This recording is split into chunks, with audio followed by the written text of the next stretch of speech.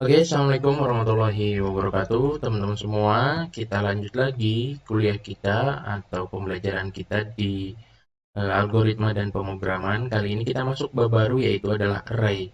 Array ini dalam bahasa Indonesia biasa disebut dengan larik ya. Tapi saya lebih suka menyebutnya array saja lah ya. Jadi kalau padanan katanya dalam bahasa Indonesia itu namanya larik. Array itu apa? Jadi, misalkan dalam satu buah peubah kita itu kan hanya dapat menyimpan sebuah nilai ya. Jadi, satu peubah itu maksudnya satu buah variabel gitu ya. Nah, ada kalanya kita itu membutuhkan sebuah mekanisme untuk merepresentasikan himpunan ya dari himpunan kumpulan data dengan tipe yang sama gitu ya.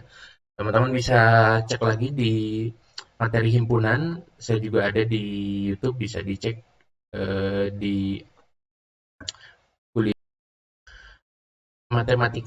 logika dan matematika ya bisa dicek di sana tentang himpunan. Nah, jadi bagaimana kemudian kita ingin merepresentasikan itu ya. Jadi sekumpulan data ini biasanya apa namanya? Array itu adalah sekumpulan data biasanya direpresentasikan dengan ubah variabel yang berindeks ya. Data-data tersebut kita mau representasikan dalam bentuk terindeks. Contoh misalkan kalau dalam matematika ada satu buah data A gitu ya, lalu ada indeksnya A ke-1, A ke-2, A ke-3, A ke-4, A ke-5, A ke-6 gitu ya. A ini sebagai peubahnya dan yang di bawah ini sebagai indeksnya. Nah, contoh misalnya representasi array itu kalau kita bayangkan sebagai sebuah lemari ya. Lemari di dalamnya ada laci-laci ini ya, seperti lemari seperti ini di mana di setiap laci ini kita akan menyimpan sebuah nilai. Ini ada 1, 2, 3, 4, 5, 6, 7, 8, 9, 10. Ada 10 laci di sini yang di dalamnya bisa kita apa namanya simpan sebuah nilai. Tapi nanti operasionalnya, pengoperasiannya ini satu lemari ini dioperasikan dianggap satu buah entitas yang sama. Contoh lain ini ya, kalau di buku itu ada gambar petai gitu ya. Jadi lihat kalau di petai ini kan satu apa ya disebutnya ya, satu batang ini kan terdiri atas petai di mana dalamnya isinya sama gitu ya. Nah, kalau dalam bentuk tabular kita bisa lihat misalkan di sini tadi ya A sebuah peubah di mana di dalamnya ada angka-angka ya yang tersusun gitu ya. Ada 12, ada 23, ada 45, 56, 86 dan 45 dan A ini satu buah himpunan angka di dalamnya gitu ya. Ini misalkan dalamnya integer gitu ya. Atau misalkan ini himpunan mahasiswa ya. Nama apa namanya nama arraynya mahasiswa di mana di dalamnya ada nama-nama Budi, Badu, Bani, Cherry, Cena dan Dodi. Nah, lalu kemudian dia memiliki indeks ya. Budi yang nomor satu, Badu nomor 2, Bani nomor 3, Cherry nomor 4, Cena nomor 5, dan Dodi nomor 6. Begitupun juga yang ini sebenarnya ada indeksnya. Nah, ini datanya yang ini dan yang ini adalah indeksnya. Ya, jadi ketika kita nanti mau mengakses data yang ada di dalam mahasiswa ini, kita akan berurusan dengan yang namanya indeks.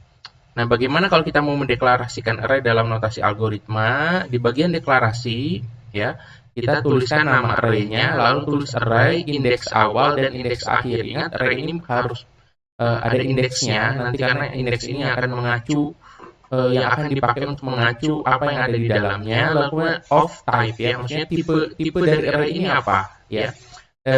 Di beberapa bahasa pemrograman satu buah array itu nanti tipenya harus sama ya. Kalau dia memang integer, ya dia integer gitu. Nggak boleh eh, kemudian diisi dengan tipe data yang lainnya. Tapi kalau dalam bahasa pemrograman tertentu, misalkan seperti PHP ataupun Python, itu satu array itu boleh isinya macam-macam. Ya itu memang berbeda mekanismenya ya. Nah, contohnya misalkan kita punya A itu adalah array isinya dari 1 sampai 100 indeksnya gitu ya of integer. Jadi A ini isinya integer bisa diisi dari indeks pertama sampai indeks yang ke 100. Atau mahasiswa ya. Mahasiswa ini sebuah array dari 1 sampai 200 dan kita bisa isi di dalamnya string gitu ya. Atau nilai itu array dari 1 sampai dengan 200 tipe datanya real atau floating point ya. Ini maksudnya bilangan real gitu ya. Atau P adalah sebuah array dari 1 sampai 1 sisinya titik. Nah, titik ini kan tipe data bentukan. Jadi bisa kita mengisi array dengan tipe data bentukan ya. Teman-teman sudah pernah belajar kan tipe data bentukan titik? Silahkan dicek video-video sebelumnya. Itu kita jelasin bagaimana membangun tipe data bentukan titik yang di dalamnya terdiri atas X, X, Y gitu ya. Jadi bisa isi array ini tipe data bentukan gitu. Nah, nanti kalau di kuliah struktur data gitu ya, di mungkin suatu saat nanti kita ketemu, array ini bisa array lagi isinya gitu ya. Jadi array di dalam array berarti sebuah matriks ya. Nanti mungkin akan belajar lebih lanjut itu di apa namanya di struktur data ya. Atau nanti kalau kita ada waktu kita akan jelaskan di sini ya. Nah, bagaimana mengacu array? Maksudnya mengacu array itu mengakses sebuah array. Misalnya saya punya sebuah array A, isinya Adi, Ado, Uda, Ani, Eca, dan Eci ya. Mohon maaf kalau ada kesamaan nama di sini dengan teman-teman. Ini nggak ada maksud gitu ya. Nah, kalau kita tulis write A, ini harus pakai kurung siklus seperti ini ya. A1 maka akan tampil Adi karena Adi di posisi nomor 1 gitu ya. Kalau A di dalamnya 2 maka keluarnya Ado gitu ya.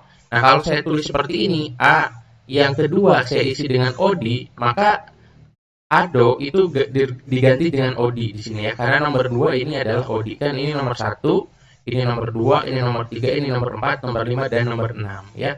Jadi ini mengakses kalau kita mau menampilkan ini kalau mau mengisi ya, mau mengisi array-nya gitu ya. Kalau diisi dengan Odi seperti ini berarti Ado ini ditimpa gitu ya, isinya diganti seperti itu.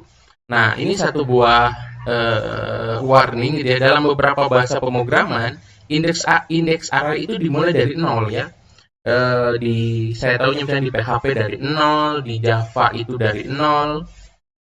Lalu kemudian di Python juga dari 0. Jadi mekanisme kalau kita mau mengakses ADI ini bukan A1 tapi A0, di dalamnya A yang ke 0. Nah, itu ya, teman-teman mesti memperhatikan itu. Nanti beberapa bahasa pemrograman itu indeksnya kebanyakan malah hanya dimulai dari 0 ya. Tapi dalam algoritma ini nanti mungkin lebih banyak saya menjelaskannya indeksnya dimulai dari 1 ya, seperti itu. Oke, itu teman-teman untuk pengantar tentang array. Nanti kita akan ketemu lagi di video selanjutnya tentang array. Assalamualaikum warahmatullahi wabarakatuh.